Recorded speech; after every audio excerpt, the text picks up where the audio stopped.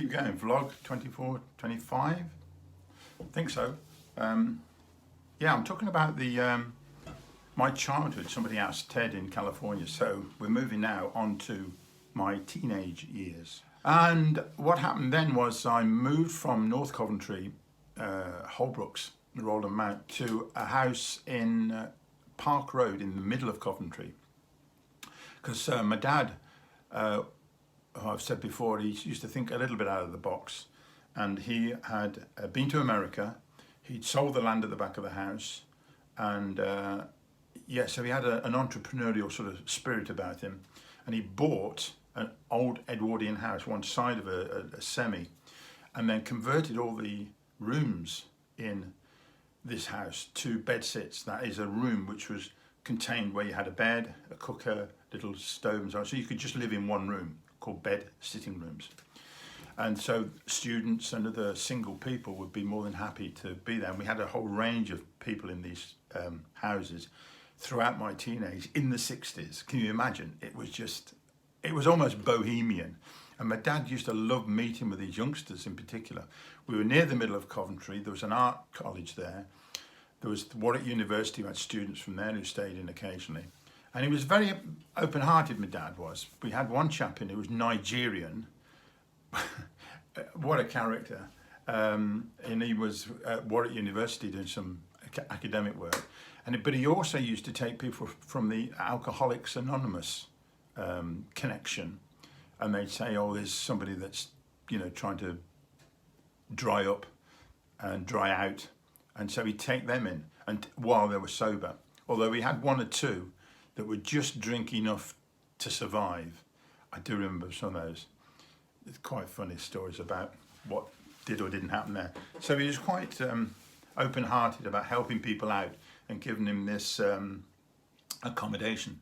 I think he remembered the 18 months he spent in America when he was living as not a single man, but a man on his own with his family back home. So he was fairly sympathetic to people being a bit isolated, so I gave him credit for that. Eventually he bought the house next door as well, so he had both sides. They had 2 stories, a flat at the top, and we lived at one of the flats at the bottom.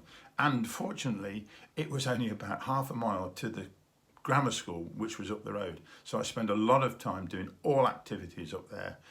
And being in the middle of Coventry, we could then move on our bikes and travel on our bikes to get to the Cotswolds and the countryside south of Coventry, which I didn't know much about up to that point. And when I was at school, it was a famous school for sports. We had one or two famous players who were international rugby players. One, for instance, was David Duckham, who played for the British Lions. I was at school when he was leaving, and I arrived just as he left. He was much older than me. But there were others as well, and the sports and the other activities in the school were really fantastic. I was very lucky to go there. It wasn't roses all the way, but for the most part, I was just engrossed in everything that happened there. I'd be there all through the lunch times doing other stuff, and then after school all the time. I did cricket in the summer. I did cricket, athletics, and we'd go cycling all the time. Not from school, we go mountaineering, go camping. In the winter, we would do. We played rugby, and again we still go camping and mountaineering with clubs from the school. We had a summer camp, which was fantastic. There's a very famous teacher who had a national attention when he died recently, called Jeff Vent, who was a fantastic guy. I've been back to the school since and chatted with one or two of the very old teachers that were still there. But I have nothing but admiration for the people who worked there. They were very dedicated, and it was a terrific school. It's only a pity that all the other schools couldn't be of such high quality. But I'll give Coventry Education Authority credit, because they wanted to make comprehensive schools, that is a school which wasn't a grammar school or a secondary modern school. It was a comprehensive where everybody would go to. And they are very popular now. The fact the school over the road my sons went to was a comprehensive school. They didn't need to pass an exam to get there. And it was a very, very good school. So Coventry did pioneer the idea of comprehensive schools as well. When I was 16, I had a motorbike, and I have to say, when I was at primary school, by the way, we did the cycling proficiency test, and this, which I passed, we all did really, but that was a great training for roadcraft, and I passed my motorbike test when I was 16 without a problem because it was just a similar thing. I haven't mentioned about flying. My dad was a pilot during the war, he flew Dakotas, and so there was always this ethos of aeroplanes, and we used to make model aeroplanes as well. Nothing over sophisticated, but used to enjoy doing that. And when I was 17, I went to an RAF station. I was in the Air Training Corps as well. That's the cadets, which I thoroughly enjoyed as well. And we did various things. And when I was 16, this is quite a story. When I was 16, we went on a gliding course and learned to glide as a pilot. And we did 3 solo flights. And I was only 16. We went to Grantham. I remember it very well. We were there for a week and we learned to fly. I still got the license, I'll show you. Amazing. So I was very keen on probably joining the RAF as a pilot, but it didn't happen, let's put it that way. I don't know why, probably still am, a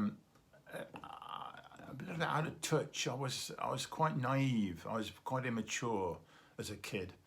I don't think my family background of my mum and dad being as awkward as they were with each other, and then spending my teenage with just living with my dad.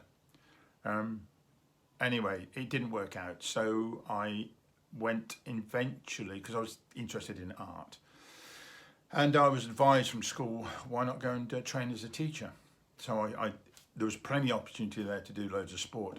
When I was at the grammar school, I was very keen on sport. I was gymnastics champion, I was the captain of the basketball team, I was in the rugby team, the cricket team, the swimming team. I was a founder member of the orienteering club, the Octavian Drubers. It's another huge story. We used to go mountaineering a lot. Yeah, I mean, if it was there, I did it. It was terrific. I had a great time. Yeah, so then eventually I went to train as a teacher. And that was a good move. It was a more rounded experience. And I always think it was a great training to be a parent, because it taught me about child development as well, which I thought was very, very good. Music became more and more of an interesting part of my life. My mum's side of the family were quite musical. My dad couldn't hold a note. He used to like music sort of, but anyway, God bless him, he actually bought me a record player, and a Mersey Beats album, I do recall, came with it. But then, I'm talking about 1960s, when in 1963 I was 12. Can you imagine being in the 60s as a teenager? It was just fantastic. So I lived through the whole of what was the Beatles era as and when it happened. And so I bought all the Beatles records and virtually not much else. I did start to appreciate and enjoy, particularly when I got through to college, guitar playing. In fact, my uncle, my mum's brother, Uncle Alf, was a very talented fellow, and in fact, unfortunately died when he was only about 40, which is a tragedy, from leukemia. And he was a great musician. He had a lot of instruments and very good at DIY. He's a great talented bloke. And I actually had the loan of a semi-acoustic guitar when I was about 14, 15. And I do remember playing it and I think, wow, this is a fantastic thing. I had to give it back in the end to my grandmother, but I do recall that. And the folk music scene was beginning to get going. You know, there was Bob Dylan and Ralph McTell and Woody Guthrie and folk clubs. Particularly when I got to college, I met more people who did this sort of work and playing, and it was great. So I eventually got a guitar, an awful nylon string guitar, but I did used to play that, and then it started from there. So yeah, music became an important part of my life as well. It wasn't until I got to college that I first saw colour television, by the way. The televisions that we used to have were just black and white. And my dad was very, very practical. He had no sense of aesthetics. He didn't bother about it. I'll tell you one story. Which one? He would paint things for one purpose only, and that was to protect it from the weather and the environment. So the colour didn't matter to him. It didn't concern him what colour anything was. So he painted something once, and he got all the paints that he got, poured them all into one pot, all the different colours, and stirred the whole lot up just to get more paint, and then painted this door or whatever it was. And without a word of a lie, he produced a colour man had never seen before. It was the most insipid, pale, wishy-washy, browny, greyy, pinky sort of colour. And it didn't bother him at all. It didn't matter. That what was important, his mindset was rationality, practicality, and getting the job done and doing it. So it worked. That's the sort of fella he was. So it's quite interesting that that's so anything artistic or spiritual, in fact, he had no time for. But he used to really enjoy talking about these things, particularly when we had all these bed sits. He would spend hours and loved having a chat and a talk with the people in all the flats. I'll tell you one more thing about my dad. He was, I won't say a founder member of the Green Party, but close to. He was associated with his lawyer, the Whitakers, who started what they called then the People Party in Coventry. And that eventually morphed into being the Green Party. So the start of the Green Party, my dad was in the circle of people who did that. And he also it was the time there's a television series at this country called The Good Life, where a couple were going to be self-sufficient. Well, I'll finish this by saying my dad's ambition was to retire, sell up and get a place in the country. And he managed to do this. He looked all over and he got somewhere fairly close, just outside of Coventry. He bought 6 acres and a small holding. And he built a wooden house on there, which is all he could do at the time. And he had goats, pigs, chickens, and grew various crops as well. And yeah, he thoroughly enjoyed it. And he did that for about the last 7 or 8 years of his life. So it was nice that he eventually fulfilled his ambition to have this attempt at living a self-sufficient life. Yeah, so that was wonderful too. But that was when I eventually got to college and he moved on to do that. Happy times.